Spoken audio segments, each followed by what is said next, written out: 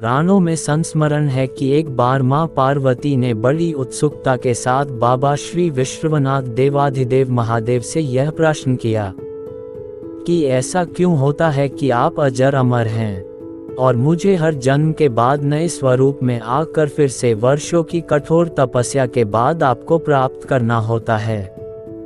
जब मुझे आपको ही प्राप्त करना है तो फिर मेरी ये तपस्या क्यों, मेरी इतनी कठोर परीक्षा क्यों? और आपके कंठ में पड़ी यह परमुंड माता तथा आपके अमर होने का कारण व रहस्य क्या है? महाकाल ने पहले तो माता को यह गूढ़ रहस्य बताना उचित नहीं समझा, परंतु माता की स्त्री हट के आगे उनकी एक न चली। तब अंतोगत व्या महादेव शिव को मां पार्वती को अपनी साधना की अमर कथा, जिसे हम अमृतत्व की कथा के रूप में जानते हैं, इसी परम पावन अमरनाथ की गुफा में कही। भगवान शंकर ने मां पार्वती जी से एकांत व गुप्त स्थान पर अमर कथा सुनने को कहा, जिससे कि अमर कथा को कोई भी जीव, व्यक्ति और यहाँ तक कोई पशु पक्षी न सुन लें, क्योंकि जो कोई भी इस अमर कथा को सुन लेता वह अमर हो जाता। इस कारण शिव जी मां पार्वती को लेकर किसी गुप्त स्थान की ओर चल पड़े। सबसे पहले भगवान भोले ने अपनी सवारी नंदी को पहलगाम पर छोड़ दिया। इसलिए बाबा अमरनाथ की यात्रा पहलगाम से शुरू करने का तात्पर्य यह बोध होता है।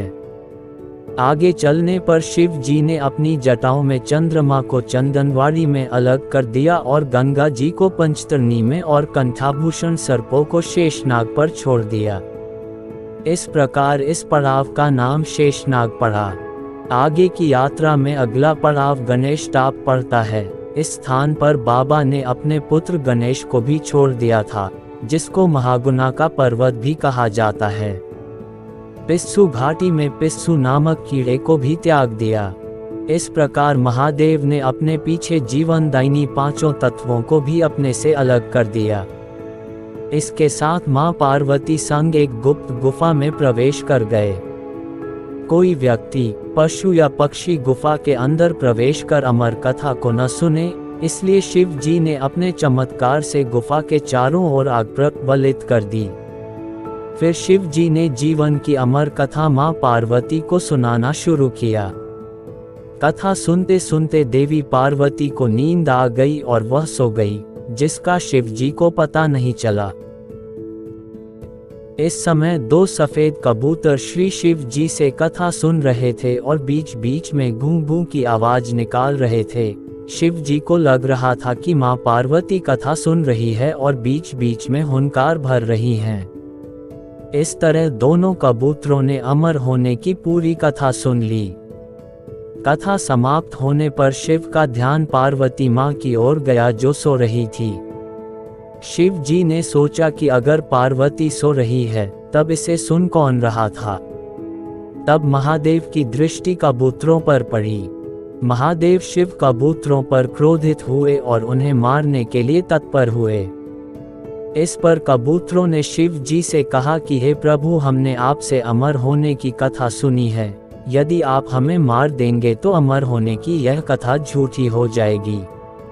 इस पर शिव जी ने कबूतरों को जीवित छोड़ दिया और उन्हें आशीर्वाद दिया कि तुम सदैव इस स्थान पर शिव पार्वती के प्रतीक चिन्ह के रूप में निवास करोगे।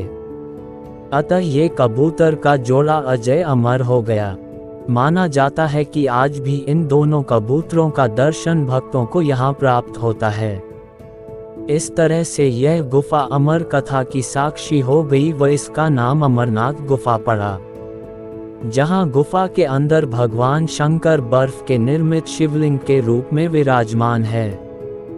पवित्र गुफा में मां पार्वती के अलावा गणेश के भी अलग से बर्फ से निर्मित प्रतिरूपों के दर्शन किए जा सकते हैं।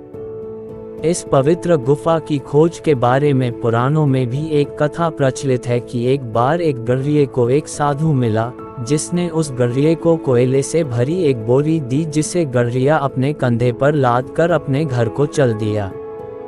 घर आकर उसने बोरी खोली तो वह आश्चर्यचकित हुआ, क्योंकि कोयले की बोरी अब सोने के सिक्कों की हो चुकी थी।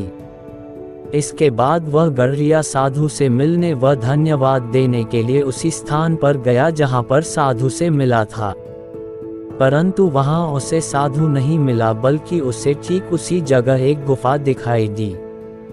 गडरिया जैसे ही उस गुफा के अंदर गया तो उसने वहां पर देखा कि भगवान भोले शंकर बर्फ के बने शिवलिंग के आकार में स्थापित थे। उसने वापस आकर सबको ये कहानी बताई और इस तरह भोले बाबा की पवित्र अमरनाथ गुफा की खोज हुई। धीरे धीरे करते दूर दूर से भी लोग पवित्र गुफा एवं बाबा के दर्शन के लिए पहुंचने लगे, जो आज एक प्रतिवर्ष यात्रा के रूप में जारी है। दोस्तों, कहानी अच्छी लगी हो तो वीडियो को लाइक करें और नई नई कहानी सुनने के लिए हमारी चैनल को सब्सक्राइब करें।